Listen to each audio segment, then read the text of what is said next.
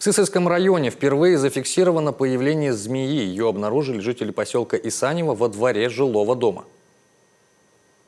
Со змеей встретился папа, вышел на улицу и заметил, как она ползет к сараю. Испугался, конечно. У нас тут потом дети бегают, и босиком, и не босиком.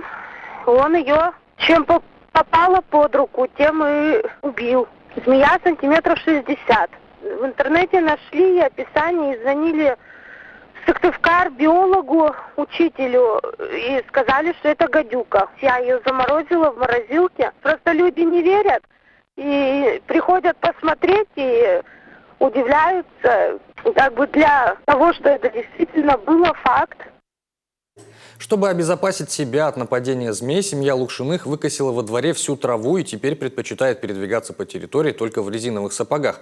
Сами жители уверены, что причина появления пресмыкающихся – жаркое и сухое лето. Отметим, что в прошлом году появление гадюк фиксировали в соседнем от Сысолы Кайгородском районе.